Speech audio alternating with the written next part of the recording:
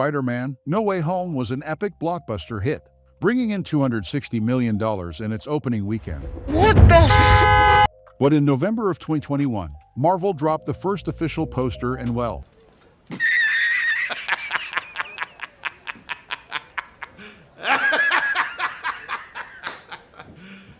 You serious? there were inconsistencies with the lighting. That motion blur felt weird, color matching and blending was off, and the sense of depth just didn't come through.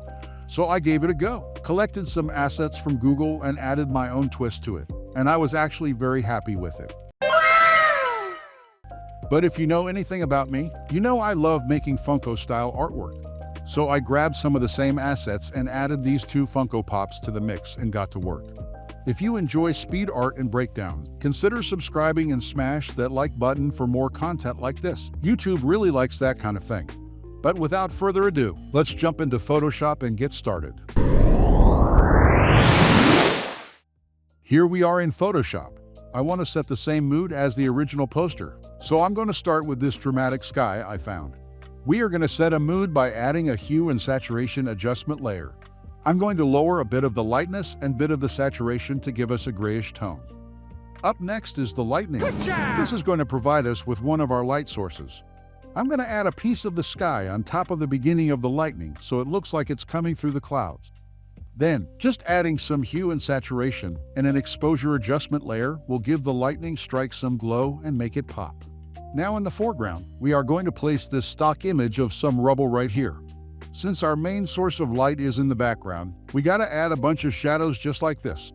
Then we hit it with the highlights and rim lights as well, and we'll move on for now. Time to add our friendly neighborhood webhead. I used the pen tool to cut him out and bent his foot a little bit to give it good contact on that piece of debris. We start off with a bevel and emboss to help with the highlights from our light source. Then we are going to add a shadow to the top of the debris casted from Spidey. Now using hue and saturation and color fill, we need to add shadows and highlights to really make this pop. Just gotta give it an exposure layer and a baby blue color fill for the eyes, and would you look at that? It's starting to look like something. Hey, that's pretty good. Now we are going to focus on our first main villain. Osborn? I used this pop and placed him all the way in the background, similar to the original poster. Now to blend him in, we are first going to hit the layer with some bevel and emboss. This is going to help pop those highlights from the lightning, along with an exposure adjustment layer. Then with some color fill and some hue and saturation, we are going to give him a blue tone, some more highlights, some green glow for the pumpkin bomb, and some more glow right here for those yellow eyes. Those horrible yellow eyes! Just gotta add the smoke from the glider. I found this overlay of a smoke trail. I am going to place it right here, then add some orange glow for the fire, and there we have it. One of the coolest parts of this piece is the flames at the bottom, coming from under the debris. Not only will it provide a secondary light source, but it complements the blue tone at the top, bringing the whole dramatic mood together. I found two overlays that I put on top of each other right here. Then I found this particle overlay and added some reddish tone to enhance the atmosphere. Now we have to add some highlights coming from the flames onto our boy Spidey just like this, and we are good for now. We're almost done, but first, we need our second villain. Wait, I got it.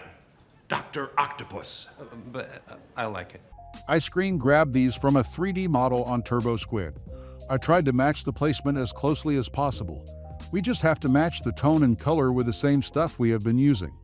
We have some exposure, brightness, hue and saturation, and color fill to bring it all together. Of course, we have to give highlights from the flames, because the arms are a reflective metal surface. The highlights are going to be very heavy towards the bottom and soften as we move up.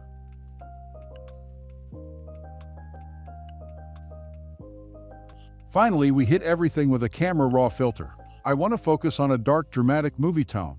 I'm literally just moving every possible scroll bar and adjustment until we get the result we are looking for. And now here we go.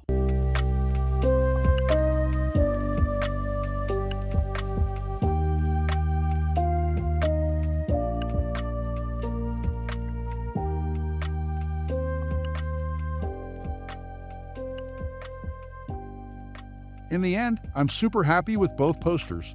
I think I did a pretty good job with these, but you let me know what you think down in the comments below.